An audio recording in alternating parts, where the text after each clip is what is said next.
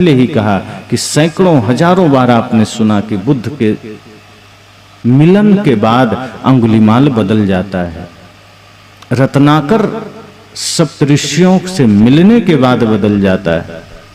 ऐसे ही संत गुरुजनों से मिलकर के कितने छोटे छोटे अंगुलीमाल बदले हैं।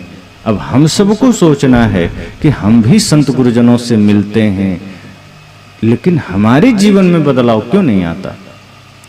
और यदि हमारे जीवन में आया है बदलाव, तो हम दूसरे के बदलाव का हिस्सा बने, हम दूसरे के जीवन के परिवर्तन का हिस्सा बने। तभी कल्याण संभव हो सकता है, तभी मुक्ति संभव हो सकता है। वरना सोचिए, समय तो निकलता जा रहा है, एक एक क्षण निकलता जा रहा है, कोई रोक सकता है? एक एक निकलता हुआ समय को हम रोक नहीं सकते।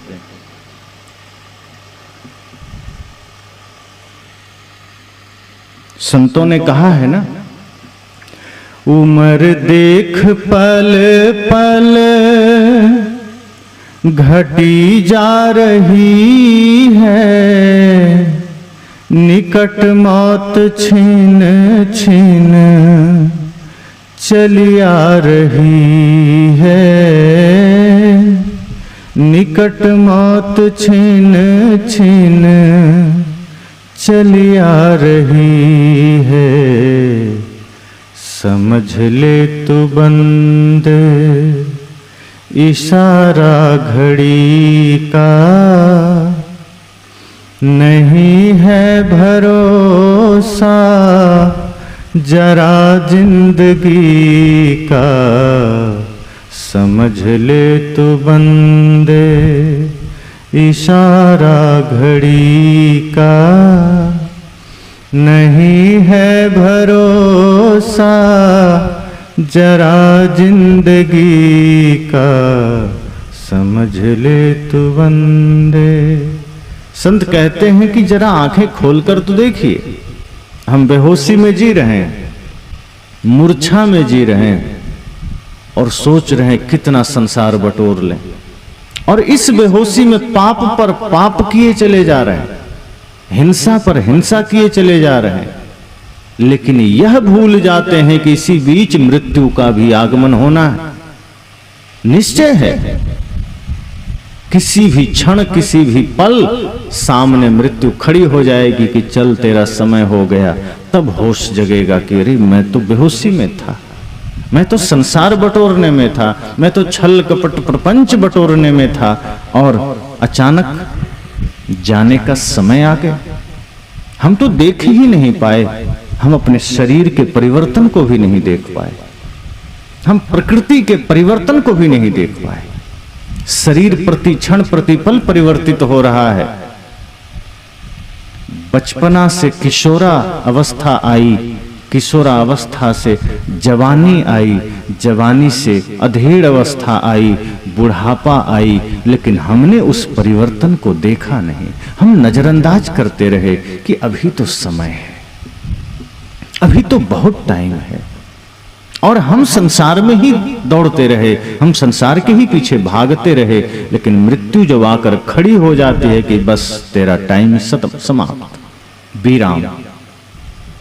अब हम चाह करके भी एक क्षण बढ़ा नहीं सकते। अगर मृत्यु ने तय कर दिया है कि इस घड़ी इस मुकाम पर तुम्हारा जीवन का दिया बुझेगा, तो कोई धन संपदा काम नहीं आएगा, कोई रिश्तेदार काम नहीं आएगा कि 1 घंटा बढ़ा दे, 1 सेकंड बढ़ा दे, उपाय नहीं। इसलिए सदगुरु कहते हैं, क्यों बेहोशी में जीना, क्यों मूर्छा में जीना, क्यों अंधकार में जीना। अच्छा हो कि अपने जीवन को पवित्र बनाओ, 24 घंटे सत्संग में जियो। आपका पवित्र होकर जीना ही सत्संग में जीना है। ये पंडाल में जीना ही सिर्फ सत्संग में जीना नहीं है। यहां तो सबको समय नहीं मिल पाएगा, प्रतिदिन भी नहीं मिल पाएगा। संजोग बन गया, 2-4 घंटे मिल गया। सदगुरु कहते हैं, मन पवित्र कर लीजिए, आप जहां हैं वहीं सत्संग है। मन को पवित्र कर लीजिए, आप जहां जाएंगे वही तीर्थ होगा। मन को पवित्र कर लीजिए, आप जो बोलेंगे वही प्रार्थना होगी। और मन गंदा है तो मंदिर जाएंगे तो भी प्रार्थना थोड़े होगी। शब्दों में प्रार्थना होगी, भीतर तो कपट ही होगा। हाथ जोड़ करके मंदिर में खड़े होंगे, प्रार्थना तो चल रही होगी ओम जय जगदीश हरे, लेकिन भीतर तुरंत यही चलता रहेगा कि कैसे घर में धन लक्ष्मी बढ़े। इससे ज्यादा मंदिर में भी नहीं सोच पाएंगे। अगर मन गंदा है तो यही सोचेंगे कैसे दूसरे की जेब कटे, कैसे दूसरे का धन लूटें, ये सोचेंगे। और अगर यह सोचेंगे तो प्रार्थना कहाँ हुई, फिर तो वो छल हो गया। सदगुरु कहते हैं फिर मंदिर में भी तुम गए तो प्रार्थना नहीं हुई, सत्संग में भी गए तो सत्संग नहीं हुआ, तीर्थ में भी गए तो तीर्थ नहीं हुआ। अगर तीर्थ जाकर लौट आए और मन के विकार ना धुले, गंगा नहा कर आ गए और मन का मैल ना धुला, तो कोई मतलब नहीं रहा। सत्संग आइए, ये बड़ा तीर्थ है। सदगुरु कहते हैं सत्संग से बड़ा तीर्थ कुछ नहीं, क्योंकि यह आपको अपनी ओर मोड़ता है। सत्संग आपको स्वयं से जोड़ता है, और जब आप स्वयं से जुड़ते हैं तब आपको अपना पता चलता है, और तब आप यह जानते हैं कि यह शरीर तो किराए का मिला है, छूटेगा। तो शरीर का जल्दी जल्दी सदुपयोग कर लेना है, शरीर से गलत नहीं करना है, इस शरीर को गलत दिशा में नहीं ले जाना है, इस शरीर को हिंसा का कारण नहीं बनाना, इस शरीर को पाप का वजह नहीं बनाना है, इस शरीर को पुण्य का कारण बनाना है, क्योंकि यह शरीर पुण्य के लिए मिला है, तप के लिए मिला है, ध्यान के लिए मिला है। तो मैंने शुरू में कहा कि सत्संग बड़ी सजगता की बात है, सावधानी की बात है, यह हमारे जीवन को सजग करता है। बुद्ध कहते थे अपदीपो भव, ये सत्संग उसी वही अर्थ है सत्संग का, कि अपना दिया बनिए। सत्संग में आइए तो समझिए कि सत्संग एक ऊर्जा का स्रोत है, और हम अगर अपने जीवन को इससे जोड़ेंगे तो वो ऊर्जा हमारे जीवन को भी प्रकाशित करेगी। जैसे मोबाइल चार्ज करना हो तो आप बिजली के सॉकेट से मोबाइल को जोड़ते हैं, प्लग लगा देते हैं, तो जो बिजली वहां प्रवाहित हो रही है धीरे धीरे धीरे धीरे आपके मोबाइल को चार्ज कर देती है। ये सत्संग भी एक पावर हाउस है, ऊर्जा घर है। अगर यहां आ भी गए और अपना चित्त, अपना सुरति, अपना ध्यान, अपना लगन पावर हाउस से नहीं जोड़े तो यहां की ऊर्जा वहां नहीं जाएगी। जैसे मोबाइल को सिर्फ चार्जर के साथ ले जाके रख दीजिए बिजली के पास तो चार्ज हो जाएगा, कभी नहीं होगा। अब कुछ आ गए हैं वाईफाई चार्जर, लेकिन उसके लिए भी उसका जो डिवाइस है उस पर रखना पड़ता है, उसका वो सिस्टम है। इसी तरह हम सबको भी इस पावर हाउस में उस सुरति के साथ, लगन के साथ अपने को जोड़ना पड़ेगा। और जब हम जोड़ेंगे खुद को पूरी एकाग्रता, ध्यान, निष्ठा के साथ, तब ज्ञान की ऊर्जा धीरे धीरे हमारे भीतर उतरेगी, और तब हम भी चार्ज हो जाएंगे। और तब जो हम पर चार्जिंग चढ़ेगी वो किस चीज की चढ़ेगी? अभी हम सब चार्ज हैं, लेकिन अभी हम पर क्रोध की चार्जिंग चढ़ी हुई है, लोभ की चार्जिंग चढ़ी हुई है, छल कपट मोह माया की। लेकिन जब गुरु संत रूपी पावर हाउस से हम जुड़ते हैं तो हम पर फिर प्रेम की चार्जिंग चढ़ती है, सत्य की चढ़ती है, भक्ति की चढ़ती है, ज्ञान की चढ़ती है। फिर हम घर भी जाएंगे तो वो चार्जिंग चढ़ी हुई रहेगी, फिर जहां जाएंगे वो प्रेम हमारे जीवन से निकलेगा, फिर सत्य हमारे वाणी में निकलेगा, फिर हमारे आचरण से सत्संग निकलेगा, सिर्फ मुख से नहीं निकलेगा। अभी तो मुख से सत्संग निकलता है, आचरण से तो लड़ाई झगड़े निकलते हैं। मुख से भले ही मौन हो जाइए, लेकिन जिस दिन आचरण से सत्संग निकलने लगे, समझ जाइए सत्संग रूपी पावर हाउस में हम चार्ज हो गए। अगर आपकी आंखों से, आपकी बातों से, आपके चिंतन से, आपके हाथ, आपके पैर से धर्म का आचरण होने लगे तो समझ जाइए चार्जिंग चढ़ गई है। और यदि सिर्फ बातों से धर्म का शब्द निकल रहा है और आचरण में तो लातें ही निकल रही है, तो समझ जाइए अभी चार्जिंग चढ़ी नहीं।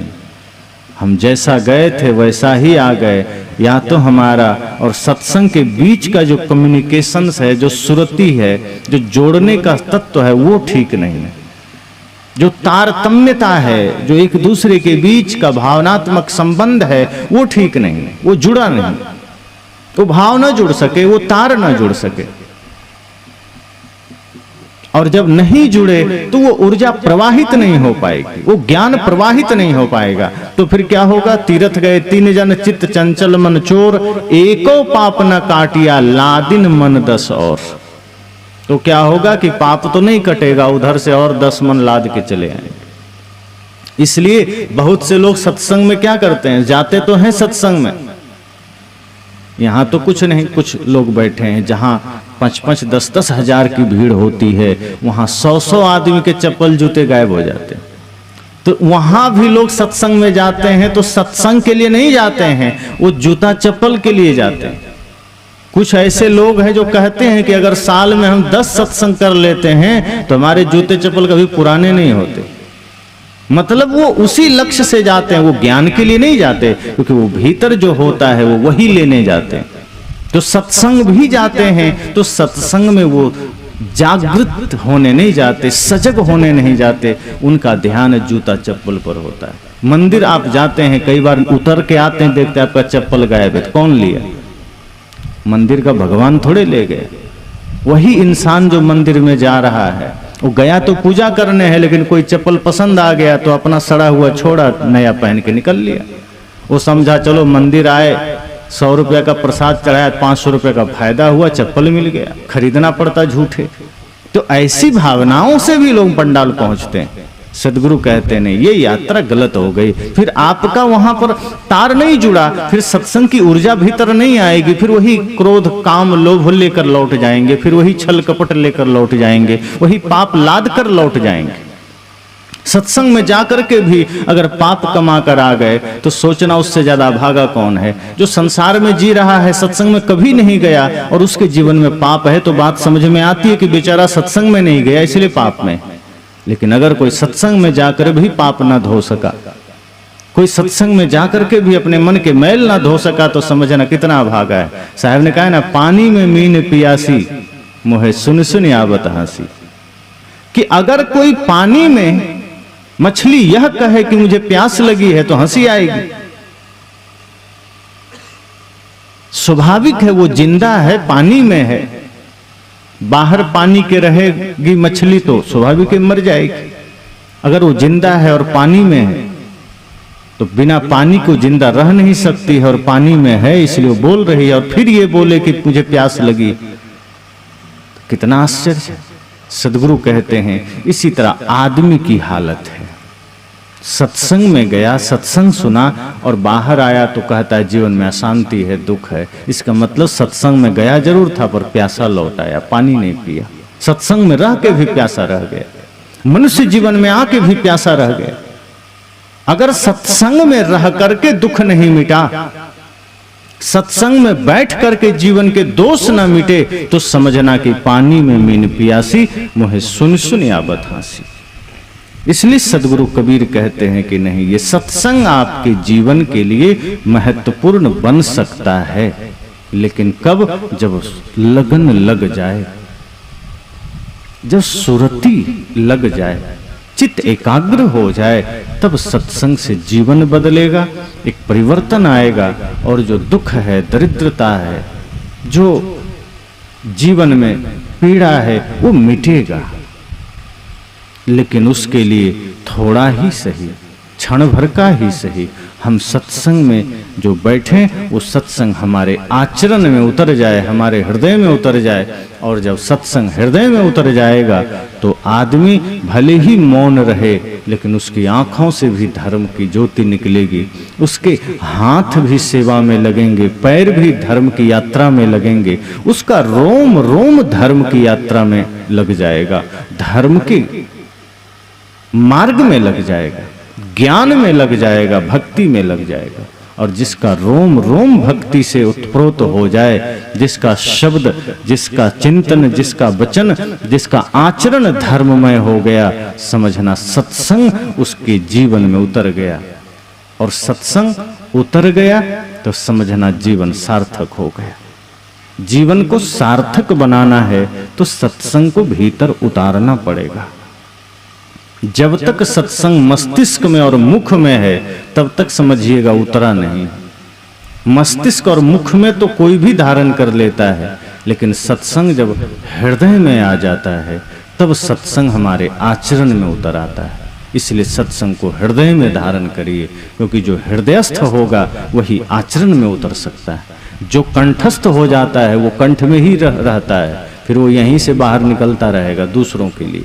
फिर भले ही हमारे जीवन में कमियां है, हमारे जीवन में हिंसा है, अत्याचार है, छल है, कपट है, लेकिन हम दूसरे को शिक्षा देंगे कि तुम ठीक हो जाओ।